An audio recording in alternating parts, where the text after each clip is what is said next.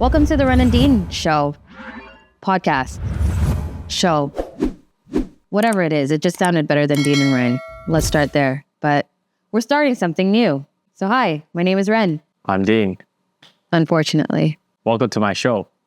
He's going to make about himself. Let's just be real. But you'll hear some gems from myself and me, of course. Come on, dude. Seriously. Don't start with me. Yeah. We've just embarked on 2 years. Some would say, congratulations.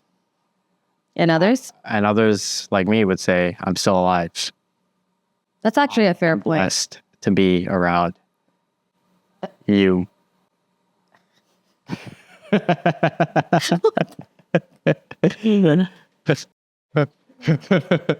Ren talks a lot. So I will start by telling you what this show is going to be about is real shit about a couple life and our hardships. Not really hardships, more of challenges that Dean faces dealing with Ren. Anything that? What we want to share is pieces of ourselves and what we do on a day-to-day basis. We care a lot about our own growth individually, but also what we bring to the table. And that table includes all of y'all because we just care for the people. We care about our health. We care about wealth. We care about just overall resilience and grit that we want to build alongside all of y'all. So here we are. This is the Ren and Dean show. Great intro, you guys. You're naturals at this. Okay. I'm enjoying the show. Oh. All right. Let's start with stress and anxiety. Aside from being married to Ren, it can be a very stressful life. Without me. Yeah, that too. But when we talk about stress and anxiety, we're looking at things that can trigger you, that can make you feel not yourself. And let's deep dive into stress, right? Like, what do you think stress means? Is when the pressures are on your shoulders. And I think from each of our perspectives, it can look differently. It's the titles and the different hats that we wear. Like, for example, I'm a new mom. I keep saying new mom because I'm a first-time mom. The guy's 16 months. 16 months. Yeah, but it still feels new because you're facing everything for the first. Look at the stress that this man causes me of. Anyhow, yes, he's now 16 months old, but pressures and stresses of, are we doing the right thing? Overthinking things, our decisions and decision-making processes, whether what my actions allude to bringing stress in your life or vice versa, or do we have each other's back throughout navigating this world and this life?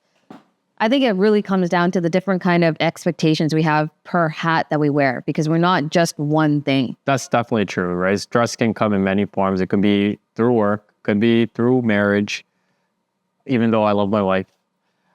It could be new things that you go through, right?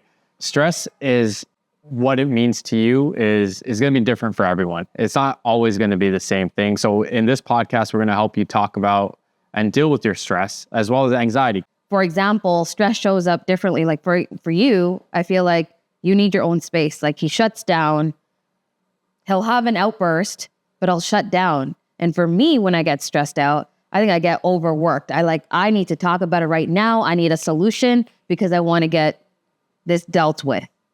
I'm being honest. Well, I mean, I agree with you. I do shut down, but I shut down because I don't want to hear your voice. Yeah, fuck you. Anyways. No, I'm just kidding.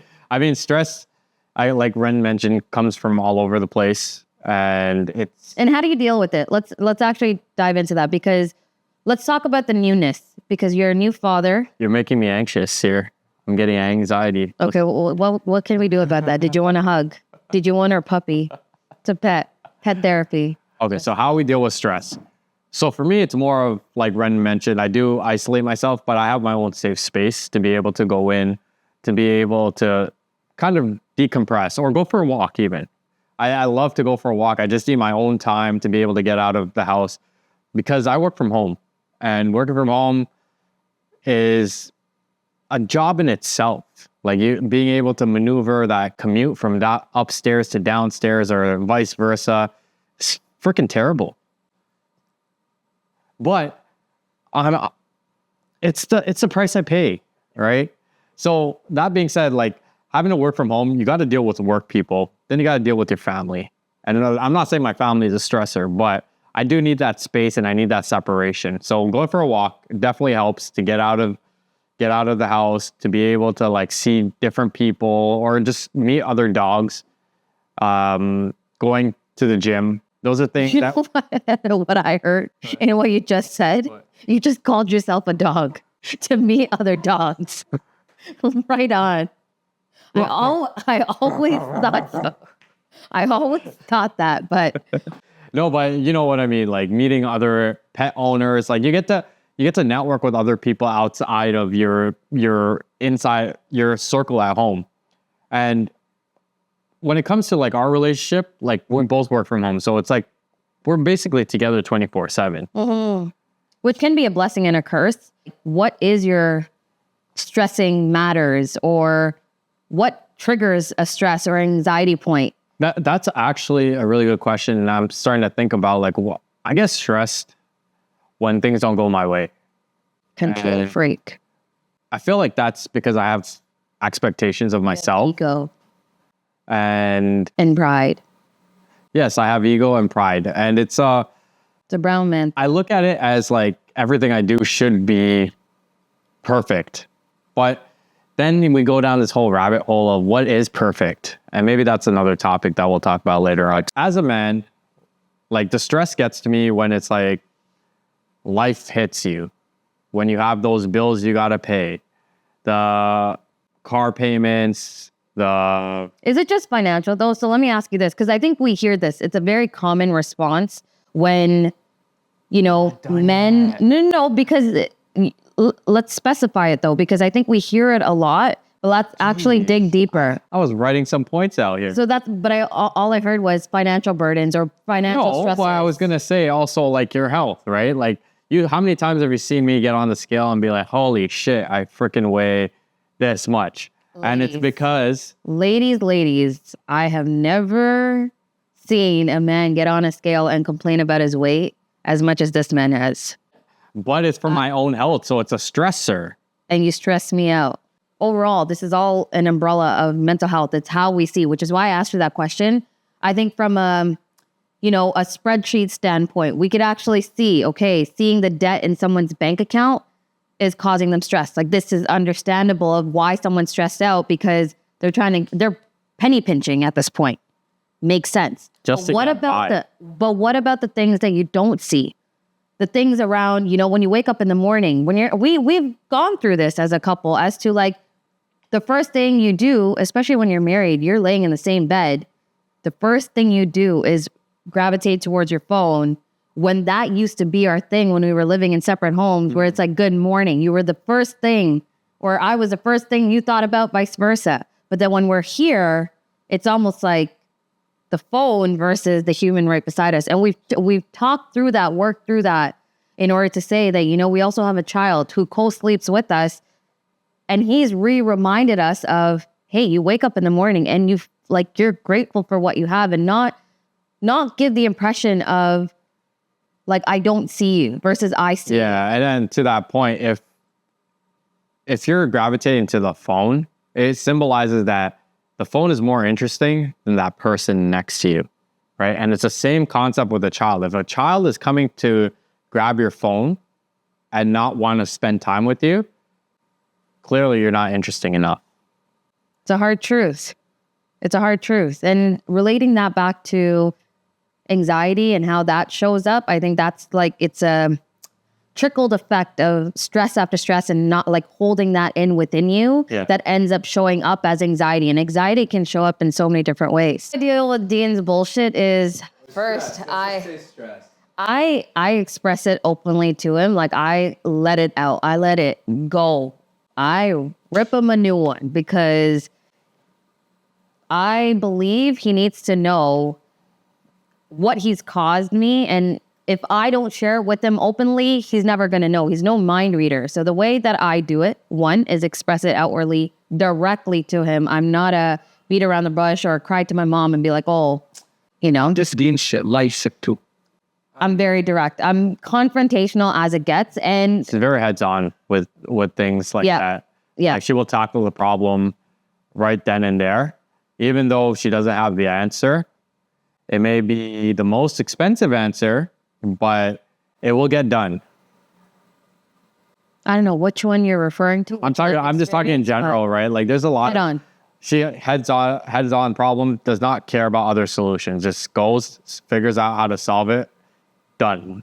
It's deaded at that point, which is good, right? From a stress perspective, right? Like I'm not trying to drag it on. I don't you like. you don't want to things drag on. shit on because as you drag Life shit, is too short. it gets bigger and bigger, right? It's gonna snowball. You're gonna have to deal with it at some point. So And this is my philosophy, especially I think as a mom, I'm extra aware of what that lack of conversation or not having that conversation can have after the fact. One being, like, I can't afford anxiety. I truly believe I cannot afford anxiety because I have a child.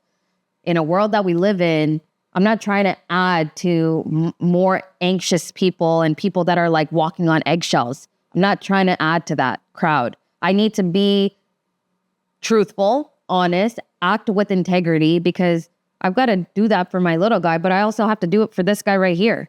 If I'm not head on, like I'm bringing that shit back into the house and I'm projecting that, injecting it into my own relationship, whether I see it like that or not, which I find very detrimental. So one, head on, confrontational, expressive, but two would be my creative outlets. Like I love art. I love just doodling. That's something I think I've been blessed with growing up, but just in my own space and expressing it in a visual format with just like I paint. I love painting. So, and number 3 would be food. I'll wait to her heart. yeah, I love baking. I think baking and just, it's a science, getting my mind into thinking more, learning something new, which is the technical thinking around baking. Baking is a science. I love doing that. That's number 3. What about you? The 2 others? Walking So I as a said dog walking with dogs? my dogs, Uh-huh. or my dog Gigi, of course. I would say probably like I like to think things through, and like I just need that moment of peace, like living. So, like, quick story here. Like when we moved into this place, it was just me. Then we tagged into a dog, right? So I got used to like for the first 2 years it was me and a dog. Then Ren, then a mother-in-law, then a kid, right? So it's like I've been layering on things, and it's like as we add on more people, I start to evolve as a person. I have to be more mindful. And so what we did do is create my own space, an office room where I can go and be by myself. I put my gym in there, right? Like I love to work out, and I think that is one of the outlets that I use as well. Quick trick: if you want to ever get pumped for a meeting, literally get pumped. Like do a couple push-ups or lift some weights, then go take that meeting. You will not be nervous whatsoever because you've broken the ice with yourself. And number 3 is probably talking to people, right? When I say talking to people, I mean like Talking to Ren, come on. yeah, I mean like I have Ren, right? So Ren is my, like, you always want someone that you have Ren, like you have your partner that you're committed to, but you also need those neutral perspectives. And one thing I've learned is like you need a mentor, you need someone that's at the same level as you, where you can bounce ideas and you talk to, and then you need a mentee, right? Someone you can give back to or kind of guide them and help them.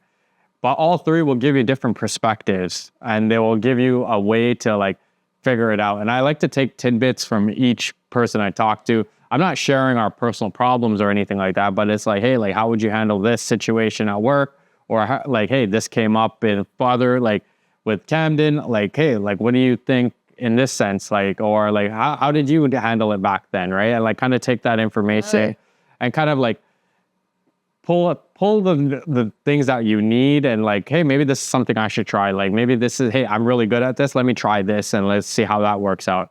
So getting advice from third parties is always Vetted third parties, right? Not everybody's trying to give you proper advice. Exactly. Like Projecting. your partner is there for you, right? But You have to as trust that they're there for you. yeah, they are. I mean, I would assume you get committed to someone because they're going to be there for you. But what I'm that's our trying to say relationship. is I can't go to Ren with certain problems because because it's your bias, right? So if I say so-and-so is pissing me off at work or so-and-so has done this at work, I'll be like, let me know. she's like, oh, where do they live? Let's go, right? I don't like, see, we can't go with that, but like, you know what I mean? Like the advice doesn't come off the same way because she's more emotionally invested in that sense, right? So it's always, to summarize your question in terms of 3 ways of solving it: going for a walk, getting your own headspace, working out, doing something physical that gets your mind off of things, or even doing errands. Like how many times have we been in a hostile situation? It's like, oh, I go cut the grass. Amazing. You know, come back, or I go paint something in the house, or like doing some sort of project. And then thirdly, having those resources, like talking to people, like talking to things. I would probably even add in podcasts to that, right? Listening to the right podcast, listening to... Your list is actually going beyond 3, but that's okay. Someone had to tell him. I'm not good at saying goodbye, so I'll let Ren say the exit. Because I'm a bitch. Anyway. Look at this RBF. It was literally our first Royal episode. Beauty Friend. That's what RBF stands for, by the way. Resting bitch face. So thank you for joining us for our first episode. We're still figuring this shit out. As you can see, it was a little stressful, of course, with Dean beside me, because right now we're wearing a different hat. We're not just husband, wife. We're male, female perspectives adding on to this new role that we're taking on. But we're really, really blessed and grateful that you're joining us. Let us know how we did. Give us feedback. See you next week.